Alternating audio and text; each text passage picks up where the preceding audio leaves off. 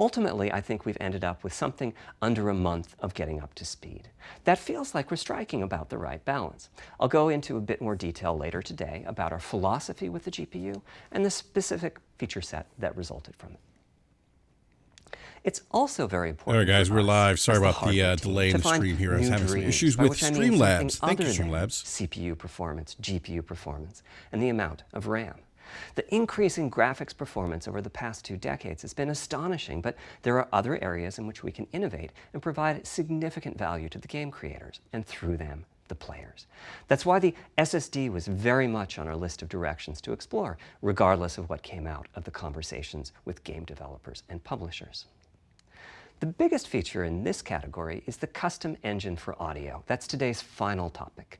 The push for vastly improved audio, and in particular 3D audio, isn't something that came out of the developer meetings. It's much more the case that we had a dream of what might be possible 5 years from now, and then worked out a number of steps we could take to set us on that path.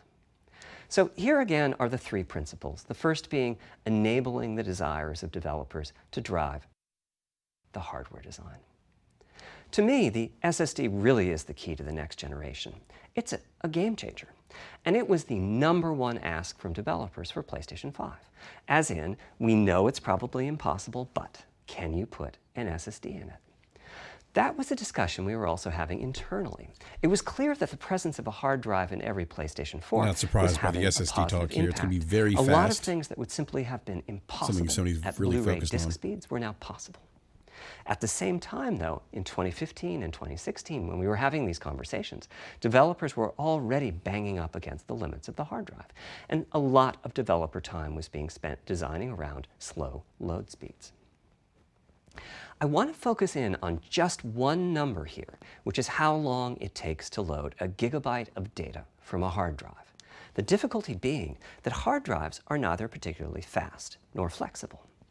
If all your data is in one block, which is frankly not very likely, you can load 50 to 100 megabytes a second, depending on where the data is located on the hard drive. Let's assume it's on the outer edge, which means loading a gigabyte takes 10 seconds. If you compress your game packages, you can fit more data on the Blu-ray disc and also effectively boost your hard drive read speed by the compression ratio. We support zlib decompression on PlayStation 4 that gets you something like 50% more data on the disk and 50% higher effective read speed.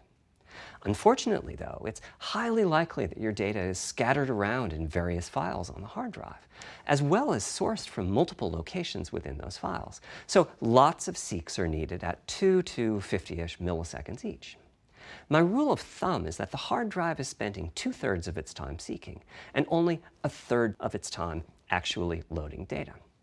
Putting all of that together, a gigabyte is very roughly 20 seconds to load from a hard drive. Now, a gigabyte is not much data. Games are using 5 or 6 gigabytes of RAM on PlayStation 4, so boot times and load times can get pretty grim. Or to put that differently, as a player, you wait for the game to boot, wait for the game to load, wait for the level to reload every time you die, and you wait for what is euphemistically called fast travel. And all of that leads to the dream. What if we could have not just an SSD, but a blindingly fast SSD? If we could load 5 gigabytes a second from it, what would change?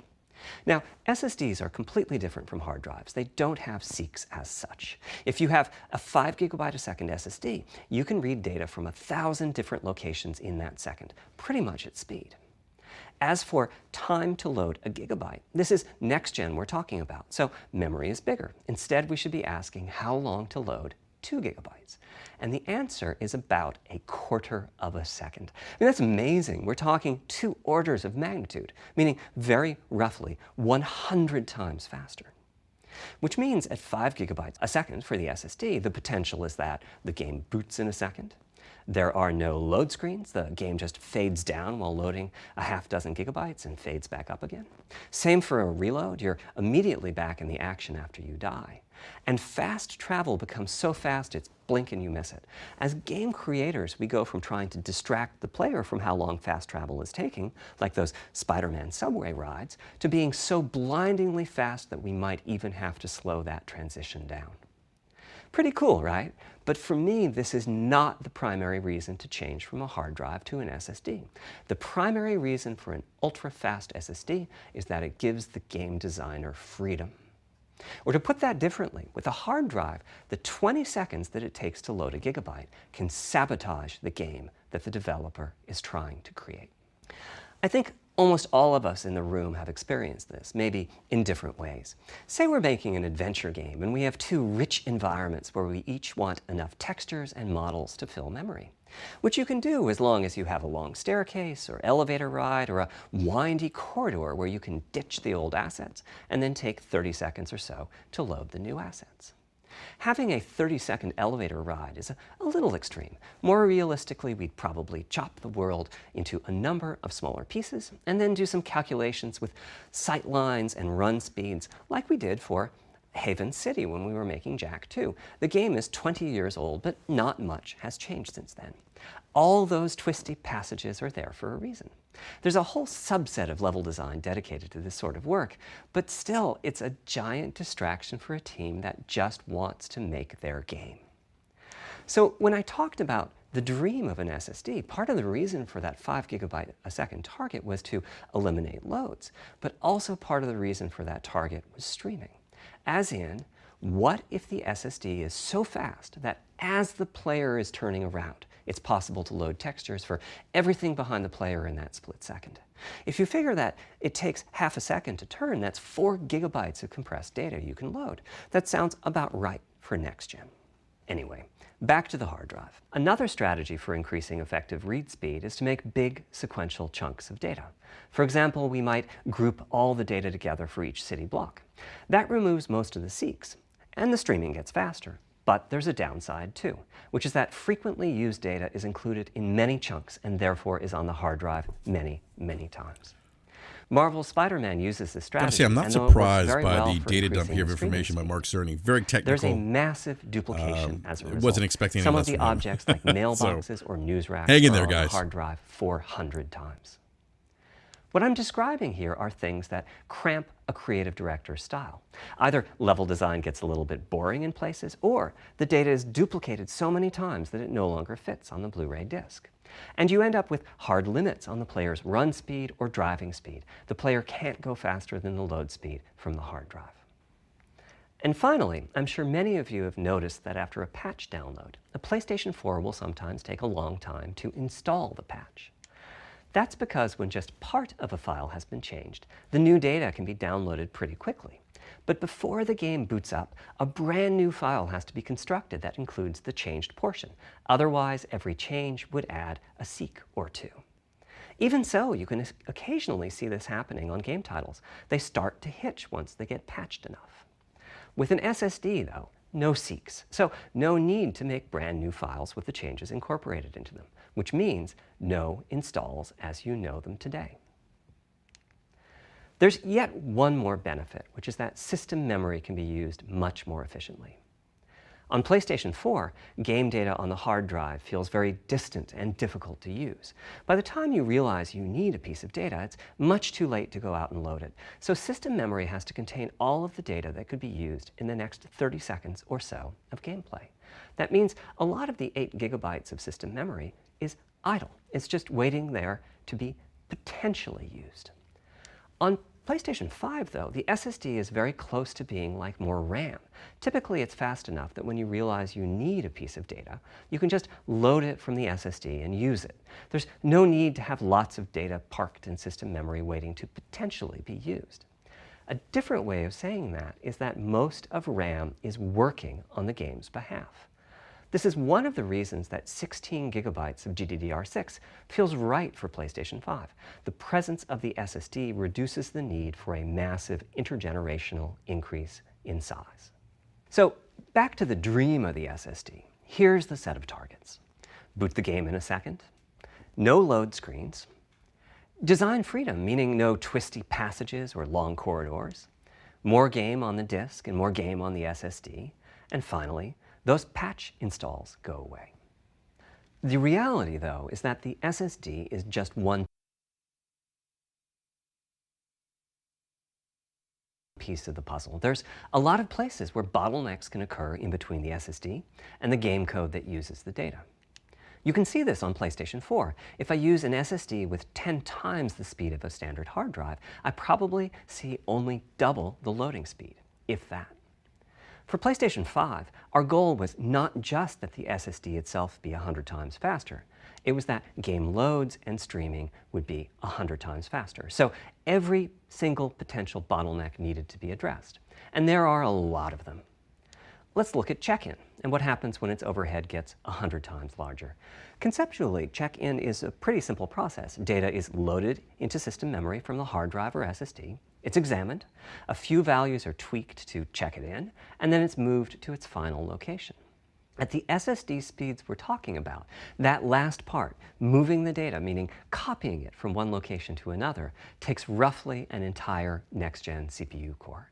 And that's just the tip of the iceberg. If all the overheads get 100 times larger, that will cripple the frame rate as soon as the player moves and that massive stream of data starts coming off the SSD.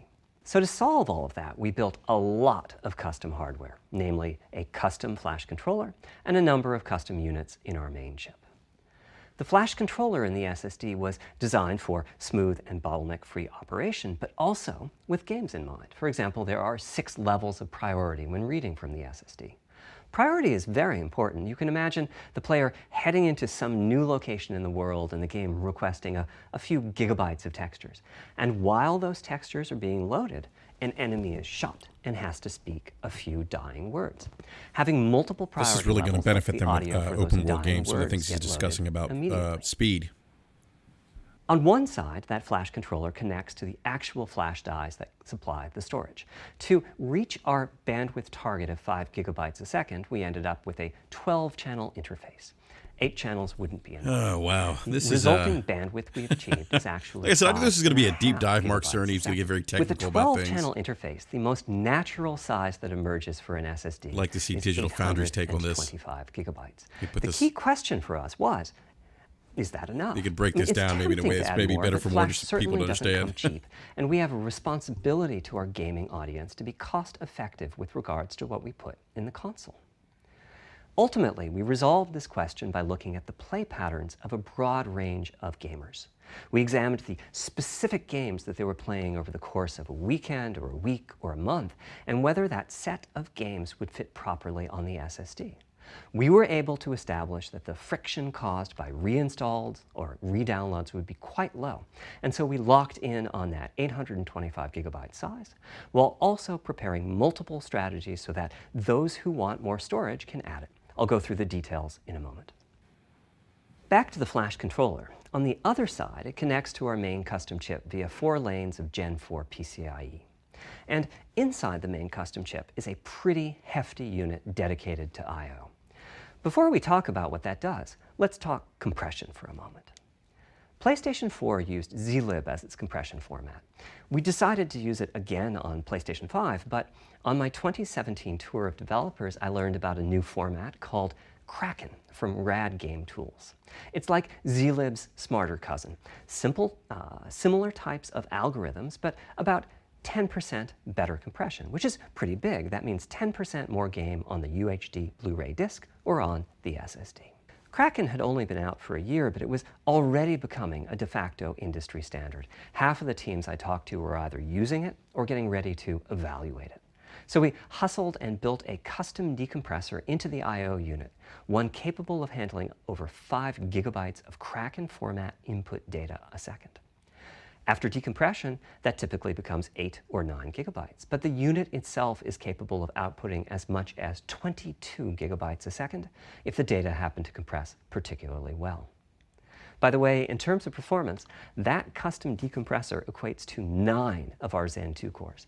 That's what it would take to decompress the Kraken stream with a conventional CPU. There's a lot more in the custom I/O unit, including a dedicated DMA controller. The game can direct exactly where it wants to send the data coming off of the SSD. This equates to another Zen 2 core or 2 in terms of its copy performance. Its primary purpose is to remove check-in as a bottleneck. There's 2 dedicated I/O coprocessors and a large RAM pool. These aren't Zen 2 cores. They're there principally to direct the variety of custom hardware around them. One of the coprocessors is dedicated to SSD I/O. This lets us bypass traditional file I/O and its bottlenecks when reading from the SSD. The other is responsible for memory mapping, which I know doesn't sound like anything related to the SSD, but a lot of developers map and remap memory as part of file I/O, and this too can become a bottleneck. There are coherency engines to assist the coprocessors. Coherency comes up a lot in places. Probably the biggest coherency issue is stale data in the GPU caches. Flushing all of the GPU caches whenever the SSD is read is an unattractive option. It could really hurt the GPU performance. So we've implemented a gentler way of doing things, where the coherency engines inform the GPU of the overwritten address ranges, and custom scrubbers in several dozen GPU caches do pinpoint evictions of just those address ranges. The best thing is, as a game developer, when you read from the SSD, you don't need to know any of this. You don't even need to know that your data is compressed. You just indicate what data you'd like to read from your original uncompressed file and where you'd like to put it, and the whole process of loading it happens invisibly to you and at very high speed. Back to the dream. Thanks to all of that surrounding hardware, our 5.5 gigabytes a second really should translate into something like 100 times faster I/O than PS4 and allow the dream of no load screens and super fast streaming to become a reality. Having said that, expandability of our SSD is going to be quite important. Flash is costly, and you may very well want to add storage to whatever we put in the console. Now, the kind of storage you need depends on how you're going to use it. If you have an extensive PlayStation 4 library and you'd like to take advantage of backwards compatibility to play those games on PlayStation 5, then a large external hard drive is ideal. You can leave your games on the hard drive and play them directly from there, thus saving the pricier SSD storage for your PlayStation 5 titles, or you can copy your active PlayStation 4 titles to the SSD. If your purpose in adding more storage is to play PlayStation 5 titles, though, ideally you would add to your SSD storage. We will be supporting certain M2 SSDs. These are internal drives that you can get on the open market and install in a bay in the PlayStation 5. As for which ones we support and when, I'll get to that in a moment. They connect through the custom I/O unit just like our SSD does, so they can take full advantage of the decompression, I/O coprocessors, and all the other features I was talking about. Here's the catch, though. That commercial drive has to be at least as fast as ours. Games that rely on the speed of our SSD need to work flawlessly with any M2 drive. When I gave the Wired interview last year, I said that the PlayStation 5 SSD was faster than anything available on PC. At the time, commercial M2 drives used PCIe 3.0, and 4 lanes of that cap out at 3.5 gigabytes a second. In other words, no PCIe 3.0 drive can hit the required spec. M2 drives with PCIe 4.0 are now out in the market. We're getting samples and seeing 4 or 5 gigabytes a second from them. By year's end, I expect there will be drives that saturate 4.0 and support 7 gigabytes a second. Having said that, we are comparing apples and oranges, though, because that commercial M2 drive will have its own architecture, its own flash controller, and so on. For example, the NVMe specification lays out a priority scheme for requests that the M2 drives can use. And that scheme is pretty nice, but it only has 2 true priority levels. Our drive supports 6. We can hook up a drive with only 2 priority levels, definitely, but our custom I/O unit has to arbitrate the extra priorities rather than the M2 drive's flash controller. And so the M2 drive needs a little extra speed to take care of issues arising from the different approach. That commercial drive also needs to physically fit inside of the bay we created in PlayStation 5 for M2 drives. Unlike internal hard drives, there's unfortunately no standard. Games hit beta as they get ready for the PlayStation 5 launch at year-end. We'll also be doing some compatibility testing to make sure that the architecture of particular M2 drives.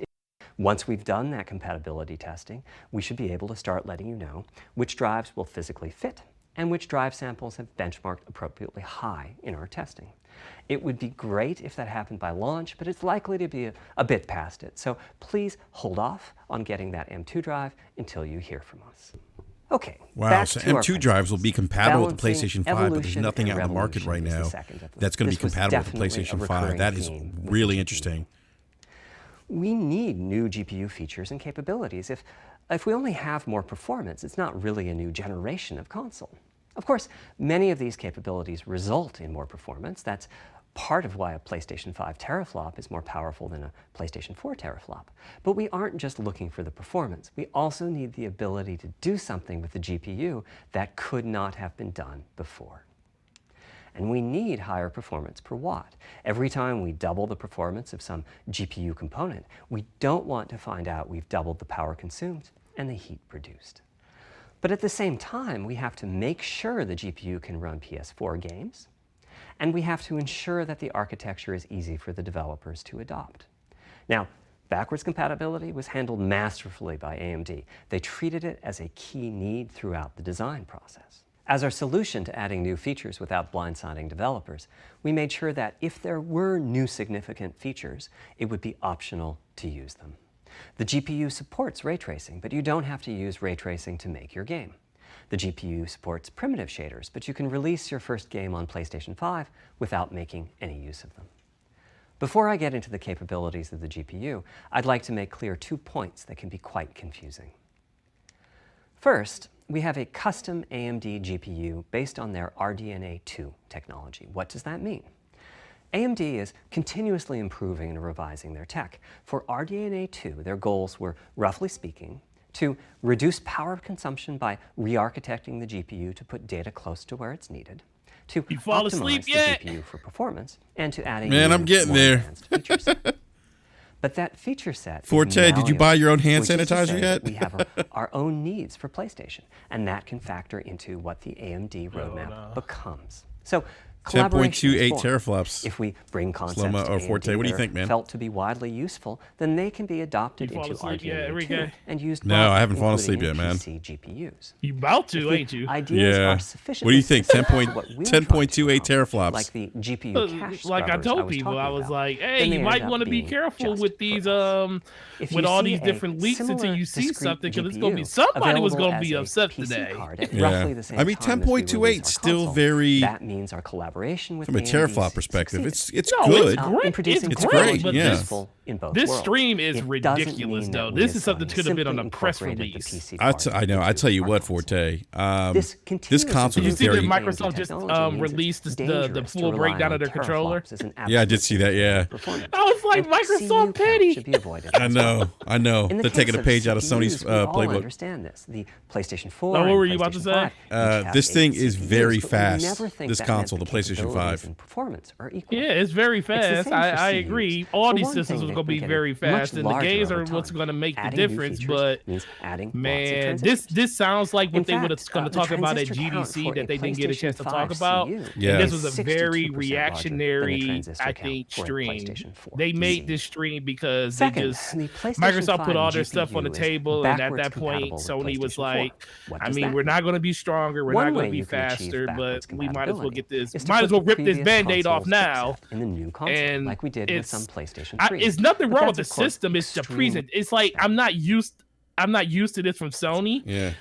What did they think the optics of this was going to be? I mean, the moment you said you're streaming this, you know the whole gaming community is going to be looking at it. This is something that you probably should have did behind closed doors and let everybody just talk about it in articles, and then that would have been a better, presentation than what they're doing right now. Once backwards compatibility is in the console, I don't know, man.